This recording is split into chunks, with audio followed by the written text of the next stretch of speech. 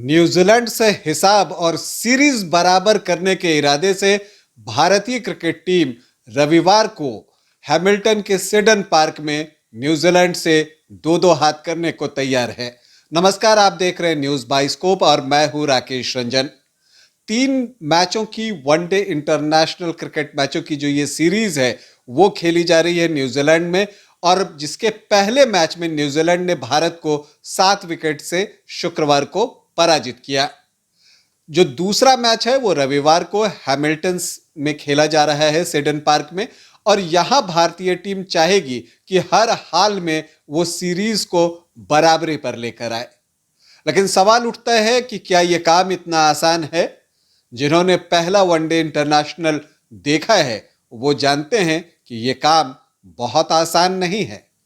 और हो भी क्यों, जिस तरह की बैटिंग वहां पर लैथम ने की थी और जिस तरह से पारी को बुना था केन विलियमसन ने, उसे देखकर यह काम आसान नहीं दिखता। और यह काम तब और मुश्किल लगता है जब यह पता चलता है कि यह जो सिडन पार्क हैमिल्टन है, यहां पर जो टॉप 3 बॉलर हैं विकेट लेने के मामले में, उसमें से 2 न्यूजीलैंड की टीम में इस वक्त भी शामिल हैं। ट्रेंट बोल्ट, साउदी, और आपको हम हेनरी की बात कर रहे हैं। तो साउदी और हेनरी जो हैं वो इस मुकाबले में भी होंगे और भारत के लिए बड़ी चुनौती होंगे। इसके अलावा अगर हम बात करें तो अगर पिछले 5 वनडे इंटरनेशनल की बात करें तो 5 के 5 वनडे न्यूजीलैंड ने जीते हैं। पिछली बार जो सीरीज न्यूजीलैंड में हुई थी उसमें भी न्यूजीलैंड की टीम ने 3-0 की जीत हासिल की थी। वन साइडेड आप कह सकते हैं, क्लीन स्वीप। तो क्या ये भारतीय टीम बराबरी नहीं कर सकती? ऐसी बात भी नहीं है। भारतीय टीम के पास वो योग्यता है, वो दक्षता है कि टीम न्यूजीलैंड से बिल्कुल बराबरी कर सकती है। और ना सिर्फ कर सकती है, भारत की टीम ने इसे पास्ट में कितनी बार करके दिखाया है कि पिछड़ने के बाद उसने वापसी की है और फिर आगे बढ़कर सीरीज भी जीता है। तो उसी इरादे के साथ भारतीय टीम रविवार को उतरने वाली है। अगर मैं बात करूं भारतीय टीम की तो परेशानी कहां हुई? अगर हम पहले 1 दिवसीय मैच की बात करें तो परेशानी यह हुई कि भारत के जो बैटर्स हैं सभी ने ऑलमोस्ट स्कोर किया। शिखर धवन, शुभमन गिल ने अर्धशतक जमाया, श्रेयस अय्यर ने एक एंकर की पारी खेली 80 रनों की, वो एक अच्छी पारी थी। आप संजू सैमसन ने जो 36 रन बनाए वो देखने लायक थे। तो फिर गड़बड़ी क्या है और बल्लेबाजी में कहां सुधार की जाए? तो सुधार की जरूरत है, और वो सुधार की जरूरत है स्ट्राइक रेट के मामले में। जो भारतीय बैटर्स ने रन तो बनाए, लेकिन अगर आप उनका स्ट्राइक रेट देखें तो वो स्ट्राइक रेट नहीं था। अगर मैं बात करूं, शिखर धवन ने 72 रन बनाए तो उनका जो स्ट्राइक रेट था वो आपको 93.51 का था। शुभमन गिल का स्ट्राइक रेट 75 के आसपास था। तो अगर आप इस तरह से स्ट्राइक रेट पर जाएंगे या रन बॉल जाएंगे तो मॉडर्न डे क्रिकेट में उसे डिफेंड करना बड़ा मुश्किल होता है, क्योंकि इसके बाद जो आप टोटल बनाएंगे ना वो इतना नहीं होगा। पहले मैच में भी वो सुंदर की एक आतिशी पारी थी कि उन्होंने 37 रन बना दिए 16-17 गेंदों पर। वो पारी थी जिसने भारत को 300 के पार पहुंचाया था। और समझिए वो पिच कैसी थी, वो मैदान कैसा था कि न्यूजीलैंड की टीम ने 17 गेंद पहले वो मंजिल हासिल कर ली, वो जीत हासिल कर ली, टारगेट पूरा कर लिया। तो भारतीय बैटर्स को स्ट्राइक रेट बढ़ाने की जरूरत है। ठीक है, आप टाइम लेते हैं, लेकिन जो आप टाइम कंज्यूम करते हैं पिच पे, फिर उसका एडवांटेज भी दिखना चाहिए। एक दूसरी बात यह कि पहले वनडे इंटरनेशनल में सूर्य कुमार यादव नहीं चले थे, सिर्फ 4 रन बना सके थे। तो भारतीय टीम की जीत के लिए यह बहुत जरूरी है कि सूर्य कुमार यादव का बल्ला चले। और मुझे लगता है कि यादव जो हैं, सूर्य जो हैं, वो 4 नंबर पे ज्यादा बेहतर हैं। पंत चूंकि बिल्कुल ही फॉर्म में नहीं है, पहले मैच में भी उन्होंने सिर्फ 15 रन बनाए थे, तो पंत को आप पीछे ला सकते हैं।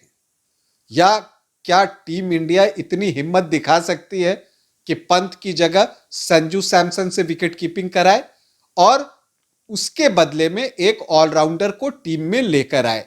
क्योंकि अगर हम पिछले मैच की बात करें तो दीपक हुड्डा बाहर थे क्योंकि संजू सैमसन खेल रहे थे, ऋषभ पंत खेल रहे थे।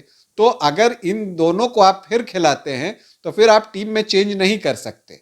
लेकिन आपको एक छठा ऑप्शन बॉलिंग में चाहिए, वो उस दिन नहीं था। जब आप सिर्फ 5 गेंदबाजों से जाते हैं और किसी भी एक गेंदबाज का दिन बुरा होता है तो उसके कोटे के ओवर कौन फेंकेगा? ये बहुत मुश्किल काम हो जाता है। ऐसे में जब आपके पास छठा ऑप्शन होता है तो वो आपको वो विकल्प दे देता है कि चलिए आज इसका दिन खराब है तो मैं उसके बदले कुछ गेंदें, कुछ ओवर्स डाल देता हूं। तो ये जरूरी है। तो ये बैलेंस आपको देखना होगा। आपके पास दीपक हुड्डा भी हैं और आपके पास दीपक चाहर भी हैं, क्योंकि आपको गेंदबाजी में भी देखनी है। जो शुक्रवार को मैच हुआ और पहला वनडे खेला गया, वहां जो इंडियन बॉलर्स थे वो वहां पर शॉट दिखे। और ये बात मैंने सीरीज शुरू होने से पहले कही थी कि ये जो पेस अटैक है भारत का, वो इनएक्सपीरियंस्ड है, बहुत अनुभव नहीं है। आप अर्शदीप आपके मेन बॉलर हैं और अर्शदीप पहले मैच में नहीं चले। अर्शदीप और चहल जो दो आपके बेस्ट बॉलर हैं, वो दोनों ही पहले वनडे इंटरनेशनल में उम्मीदों पर खरे नहीं उतरे। तो यहां पर आपको एक विकल्प छठा चाहिए होगा और मुझे लगता है कि आप दीपक चाहर के लिए जाएं या दीपक हुड्डा के लिए जाएं। दोनों में से किसी एक को टीम में अगर जगह मिलती है तो वो भारतीय टीम के लिए बेहतर होगा।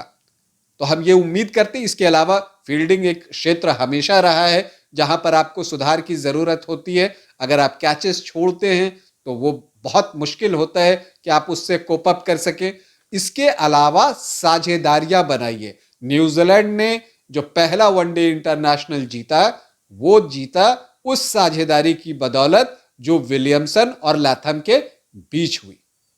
जो इतनी बड़ी साझेदारी, लगभग 220-21 रनों की जो साझेदारी हुई, उसका कोई जवाब नहीं था भारतीय टीम के पास। और लैथम ने जिस क्रूरता से बल्लेबाजी मैं कहूंगा कि की उन्होंने, कि चौके छक्के की भरमार लगा दी, किसी भी गेंदबाज को नहीं छोड़ा। हालांकि अगर हम सेडन पार्क की बात करें, हैमिल्टन को, जहां कि दूसरा वनडे इंटरनेशनल होने वाला है, वहां का जो फील्ड है वो थोड़ा कन्वेंशनल टाइप का फील्ड है।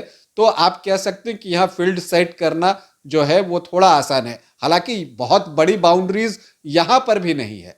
पहले वनडे जो खेला गया ईडन पार्क ऑकलैंड में, वहां थोड़ा अजीब तरह का मैदान था, बाउंड्रीज छोटी थी, तो वहां स्कोर करना जरूरी होता है।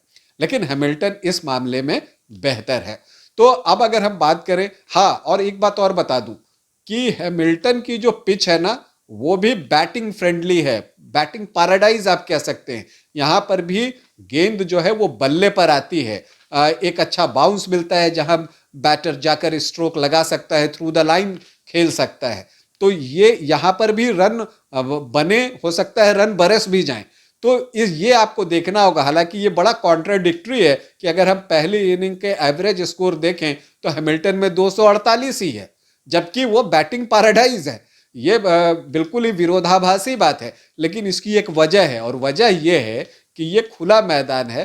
तो इसमें होता क्या है कि जो ब्रीज है, हवाएं जो है वो आते रहती हैं, तो इससे तेज गेंदबाजों को मदद मिलती है। और मैंने आपको बताया शुरू में कि जो टीम साउदी हैं और हेनरी हैं, ये ऐसे गेंदबाज हैं जो इस परिस्थिति का बहुत लाभ उठाते हैं। तो जो भी पेस बॉलर क्वालिटी गेंदबाज है वो इस परिस्थिति का लाभ उठाता है और विकेट निकालकर सामने वाली टीम पर दबाव बना डालता है।